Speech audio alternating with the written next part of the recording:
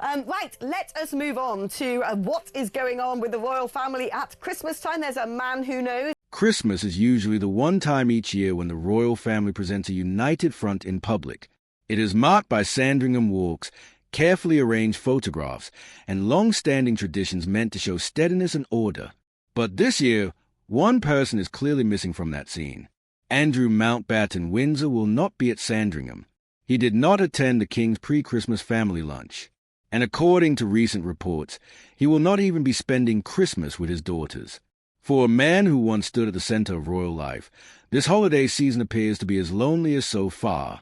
It feels different this time, one observer noted quietly. Let's look at what has been reported and why this Christmas feels especially bleak. Christmas at Sandringham has never been a private moment. It is a closely watched tradition, complete with shooting parties, long countryside walks, and routines that reliably fill headlines from Christmas Eve to Boxing Day. It sends a clear message about who belongs, who is seen, and who is kept away. This year, that message could not be clearer. Andrew and Sarah Ferguson will not be there. According to several insiders, this situation is no longer about strained family ties. It is about control and damage limitation. After years of controversy, the family has drawn a clear boundary. Andrew is not part of the public royal Christmas, and there is no sign that this decision will be reversed. That point was underlined last week. While the rest of the family gathered for the King's pre-Christmas lunch at Buckingham Palace, Andrew was absent. Instead, cameras caught him riding alone through Windsor Great Park, bundled against the cold, a single figure while others arrived together. It was a quiet moment, but a striking one. As one commentator put it, that picture said everything without a word. What sets this Christmas apart is not only Andrew's absence from royal events, but the increasing space between him and his daughters. Princess Beatrice and Princess Eugenie were both invited to Sandringham. The king is said to remain close to his nieces, and there has been a deliberate effort to separate them from their father's ongoing troubles.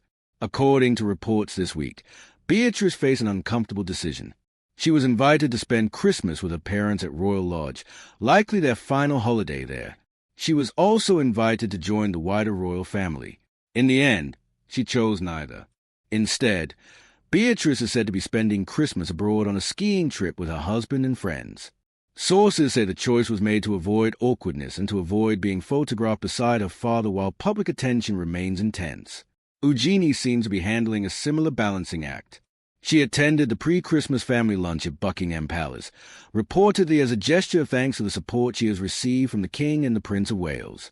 Her exact Christmas plans are still unclear, but one detail stands out. Neither daughter has been seen at Royal Lodge in recent weeks. Perhaps I might find myself shedding, I probably won't actually, shedding a tear for Andrew Mountbatten Windsor because it looks like his kids aren't going to hang out with him this festive period. No, Beatrice is saying she's going off skiing, and I think she's slightly in a rock and a hard place because, if she goes to Andrew, what does that say? If she goes to the King and Sandringham, what does that say? So it's almost like easier, right, let's just go and have some fun with some mates skiing over Christmas, which seems to be maybe an eminently sensible thing to do. Obviously, they'll go somewhere nice, they'll have some fun, kids in tow. Katie Nicholl has described the family as being in shock. She says the sisters stay in close contact with their mother, but they have intentionally kept some distance from their father as the situation continues to worsen. Royal Lodge has come to represent that downward slide. Andrew has lived there for almost 2 decades in what was once a highly respected home within Windsor Great Park. This Christmas will be his last in the property. The lease has been returned, and plans to move out have begun, even though the process is moving slowly. What feels most noticeable this year is what isn't there.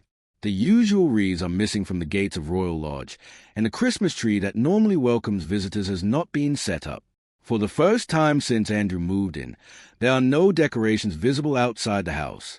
They may seem like minor details, one observer said, but symbols carry weight in royal life. People close to the situation say Andrew is having a hard time facing the reality of packing up his life. His relationship with Sarah Ferguson, long known for being unusually close despite their divorce, is said to be under strain like never before. Sarah is reportedly searching for her own place, signaling that their long-standing living arrangement is coming to an end. So what does Christmas really look like for Andrew Mountbatten Windsor this year?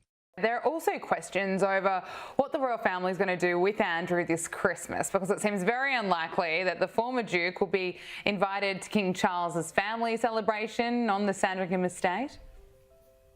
Oh, no, absolutely. And we always say he's not going to be invited around at the Monopoly table. This is what the ruthless Prince William, as we called him, basically, he got his wish. Today we're reminded daily about how uncomfortable he felt at the Duchess of Kent's funeral. Biographer Andrew Loney believes there could still be one last get-together at Royal Lodge, something like a quiet goodbye before the doors close forever. He has said that a few long-standing friends have stayed loyal and may stop by. Others paint a much quieter scene. One royal observer suggested Andrew is spending more time than ever watching television, mostly alone, slowly withdrawing as life carries on without him. Sarah Ferguson, on the other hand, has always been known for her toughness.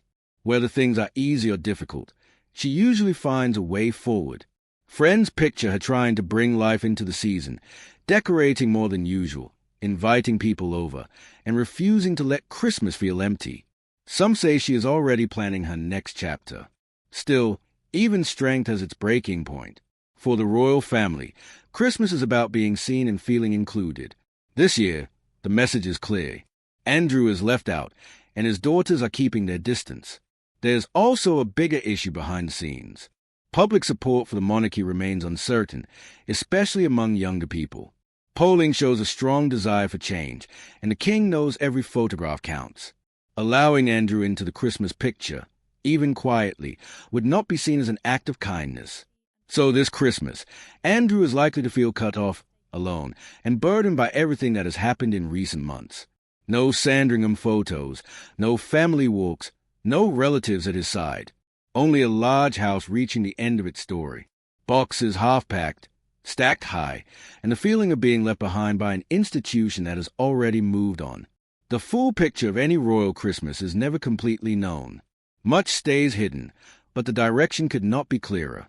So I'll leave you with this question. Do you think Andrew Mountbatten Windsor will ever quietly find his way back into the royal Christmas? Or has this separation become permanent? Share your thoughts, and if you're new here, don't forget to subscribe for more royal stories like this. Thank you for watching.